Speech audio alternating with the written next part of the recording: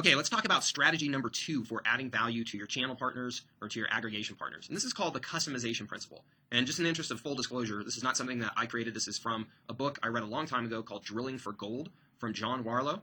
And John Warlow was probably one of the first people to really write, a solid case for here's how you market and sell to small businesses specifically. And he actually had a good business for a period of time. I don't know if he still does it now or not, where he was kind of the guru on how to tap into the small business market. And he would help, big corporations like American Express and Dell and Intuit, and would hold these regular events around the country on this topic. So I learned a lot from him and from that book. And this is one of his models that he talks about in his book.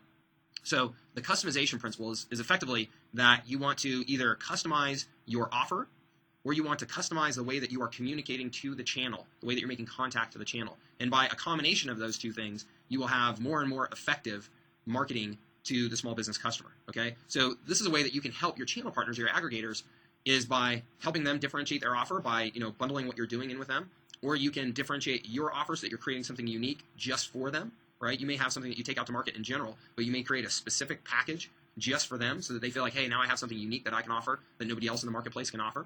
And then you can customize the way that you are actually communicating to their audience. And you can do that in a number of ways. I mean, by leveraging resources that they have, or participating in unique ways with them versus what you're doing with the general marketplace. And let me just show you this graph here, and we can talk about that, some of these strategies more specifically. So the customization principle, again, on the left-hand side, you have the degree of customization. I think that's the x-axis, I think, when going up and down. But sorry if I'm wrong there.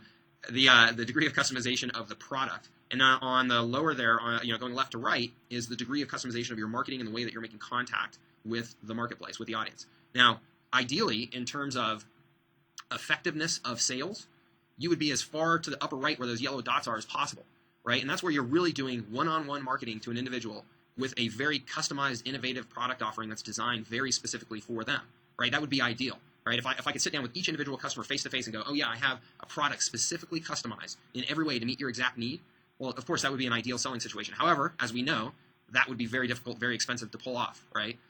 So there's some combination of the customization of your product and the customization of your marketing that's going to be most effective for you and your channel partner. So let me just give you some examples. Customization of your marketing could be that you're going and speaking at their events, right? They may have a couple of events every year, and yeah, I'll come and I'll do a live in-person presentation that adds value to your audience.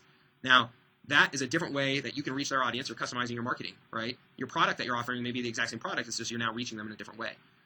As another example that's similar to that, one of the software companies that I used to work with, they used to do regular road shows. So they would have like every week in a new city around the country, just a little meeting for say 30 to 50 prospects where they would give them a little presentation and demonstrate their software.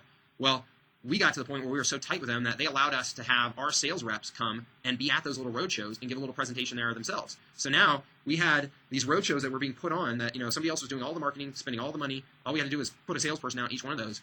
And we had 50 prospects every week just sitting there in a room with us, listening to our presentation and meeting our salesperson. So in that case, we were getting closer to that one-on-one marketing because we had these small group settings. And working with that partner, we were actually customizing the packages that we were delivering so that we had exclusive offerings for that partner. And that partner was offering packages of our services that nobody else in the marketplace could offer because we designed them specifically with them. So you can see we start to get this, more customization there by having the small group setting and these packages that were designed specifically for that partner. Okay, so ways that you can do this. I mean, ways that we did this, right? We had a package of services that we offered that included like websites and SEO and email marketing. So on the product innovation side, we created some packages that were specific to the software provider that we were working with that integrated with their software. That included a discounted price. It included some free leads given to our partners and stuff like that. So we packaged all of these things up in a bundle and said, okay, that is an offering exclusive to this partner that only that partner can offer. Now that partner felt like, okay, I can go after the market with something unique. Now prospects have a reason to work with us over every other software provider out there because now we're including contingent services in a really innovative, packaged up way that nobody else can offer.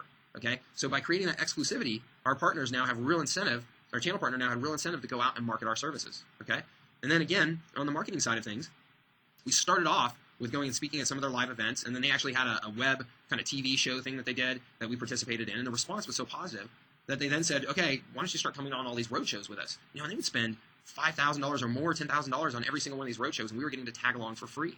And the reason why is because we were adding value to their offering. Okay, and again, you always have to keep that in mind. If we are adding value by creating this unique package for them, then we're helping them, so they want to help us. So we're getting to participate in all of these marketing events where we're getting this, small audience, getting to touch our prospects in a really one-on-one kind of way at almost no cost to us. So there's all kinds of opportunities out there like this, and every market is different. Every market's going to have, every channel partner is going to have its version of these types of opportunities, but they're out there, and you've just got to think creatively. How can I customize what I'm doing? How can I innovate what I'm doing and help my partner innovate with their offering? And then what are the marketing opportunities that we can take advantage of where we can drive our marketing closer and closer to being that one-on-one marketing, obviously with an eye on at what point does that become too expensive. I can't sit down and meet with every small business owner one-on-one. That would be way too expensive. But you can drive it closer and closer to that point where you optimize this combination of how we're marketing and the product that we're marketing to get the best results. Okay, so that's the customization principle. And again,